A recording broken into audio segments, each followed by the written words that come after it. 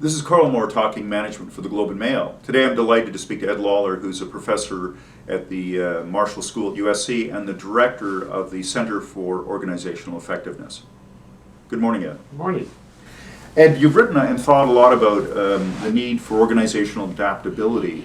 What are some of the things you've come to about that? First of all, we've come to a not surprising conclusion that organizations have to get better and better at it, and it's a capability. It's something organizations can develop internally, and it involves thinking about change as desirable, inevitable, and something that needs to occur naturally rather than as a result of a change program.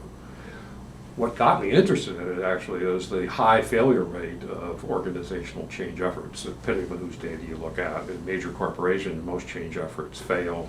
Questioning whether it's 70% or 60% or 90% you can fight about, but clearly organizational change is not something that has been very well managed and handled successfully. And as I've thought about it over the years, having tried a number of changes myself that failed, it became increasingly obvious to me that organizations are designed not to change. They're designed to operate in a disciplined, consistent, stable way.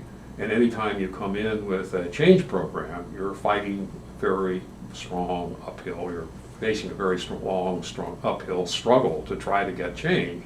So rather than fight, why not think of how you create organizations that are more adaptable and seek change?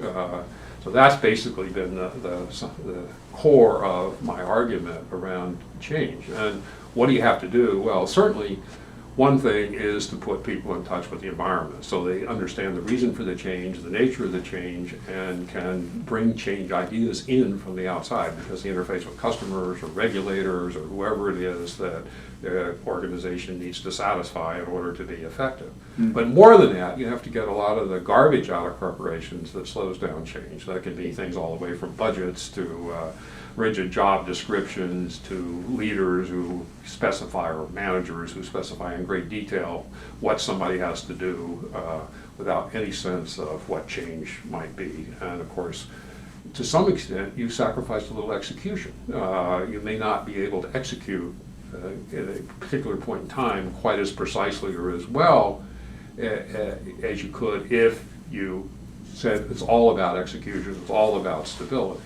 So if you look at financial results, one of the things we're finding as we're doing company analysis is that companies that are good to change often don't have the spikes of success that companies that aren't good at change have, but they also don't have the spikes of failure, where they're way out of tune with the environment. They tend to be steadier, profit growing. They don't set big, hairy, audacious goals. They set moderate goals.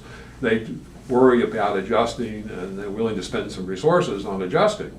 So if they get a real winner, they may not carry it to quite such extreme up, but then when that winner runs out, they don't have the collapse that you see in a Kodak or somebody where their competitive advantage has disappeared because they didn't have a second act. They have a second act. They may not capitalize quite as much on Act 1 or whatever the right number is. Okay.